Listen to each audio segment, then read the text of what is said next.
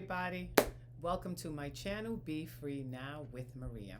So today I have a little bit of a stuffy nose, so I may sound a little nasally and hopefully I don't sniffle too much. But I am feeling dry now, so I figured let me go ahead and record. Today I want to talk about fear, but before I get into that topic, I'm going to start with my bag of words and see how I want to connect that for you. All right, let's see. The first word, let go. Perfect, right? Let go, I think that's it. Do we need another word? I'm not sure. Oh, I got two more. Okay, so I guess we do. Disgust and depression. Interesting. So, disgust and depression. So, let's see.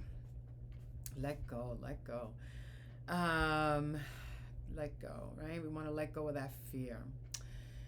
You know, fear is interesting. Fear is very interesting. As I'm like processing it and looking at these words, it reminds me of this big illusion and that feels very, very real. In other words, this illusion that something bad is going to happen when there's really nothing dangerous around. You know, in other words, it's this fear and this illusion that comes from within, and it's embedded in these thoughts that we have, right? These beliefs that something's going to go wrong or somebody's going to think something negative or anything else, and we start to get consumed by the fear.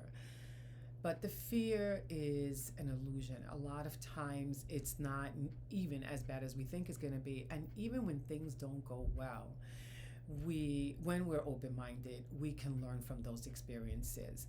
And the other piece is that we have to let go, right, of this idea that somehow we can control the ebbs and flow of life, because we don't, right? So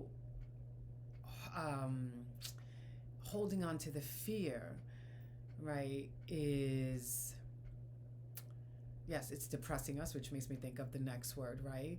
It depresses our mood, you know, even if there's not a clinical diagnosis of, depression, right? We can still have depressed mood because this fear feels so real and it becomes so consuming that it overtakes us. And when it overtakes us, we are in its control.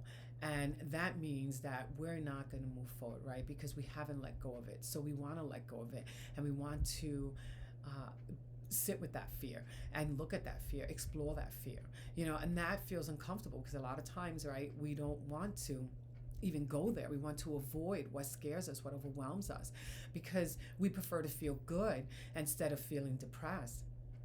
But the reality is that we're not going to get any closer to feeling good if we're running from what scares us, right? If we're running from that fear that we feel, whether it's a small thought or or a bigger fear in our thoughts, then we are just going to be captive.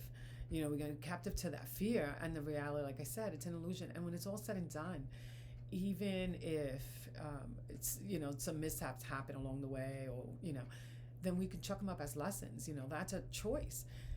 But if we surrender to the fear, then we are going to feel disgusted with ourselves, right? Ultimately, when it's all said and done, we're going to feel disgusted with the fact that we keep on allowing ourselves to be a prisoner to our fears and not moving in the direction that we want to move in. In other words, there's no other way but also to go in mood, but to a depressed mood, when we're not letting go because we're holding on to this fear for dear life, because we are afraid of the ebbs and flow of life.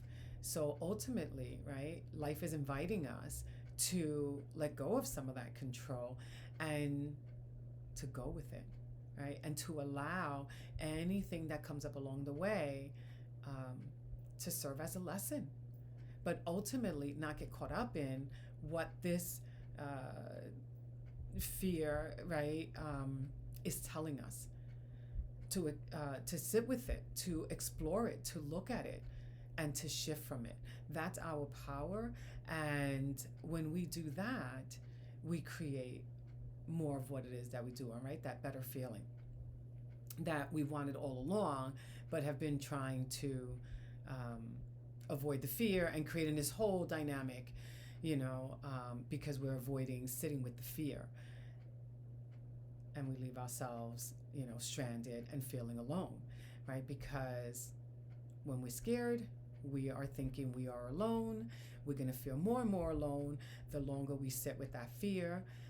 And like I said, it's a big illusion, whether we think that we're the only one who's feeling scared or we're the only one who's going through something. It's not true, right? Somebody else is sharing that same concern, that same pain, that same emotion, even if it's due to a different situation. We're not alone. We're not alone in experiences. We're not alone, spiritually speaking, either.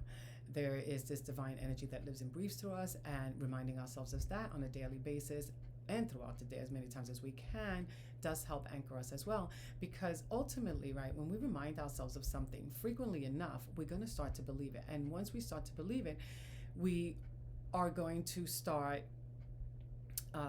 not necessarily agreeing with the opposite of it. So in other words, if we're feeling really a lot of fear, then, and we're reminding ourselves that, there's this energy that lives and breathes through us, there's going to be this contradiction. We're going to see it. We're going to see the contradiction. And it's going to leave us feeling unsettled. And we're going to want to make something true and make something believable to ourselves. In other words, something here, right, it's got to win. In other words, the fear is going to win, or the belief that we're not alone and that there's this divine energy that lives and breathes through us has to win. And when I say win, I mean, I use that loosely, meaning that it's going to take lead, right? And so we get to choose which one is going to take lead. But whenever we are reminding ourselves of something often enough, we want to see it manifest. In other words, we want to see it as truth.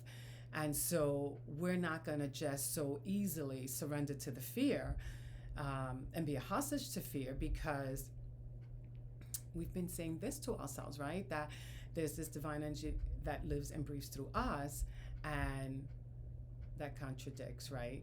Like what the fear is telling us. So we're going to want to see, right? And experience that freedom or that trust that comes from that knowing that that there's this divine energy that lives and breathes through us. So I hope that makes some sense. But yeah, this belief, right, will contradict this belief, and therefore we get to a place, or where we're feeling more apt to want to explore whether this fear has any merit or not. And usually it doesn't, right? Unless there's like an imminent danger in front of us, then the fear is really more an illusion.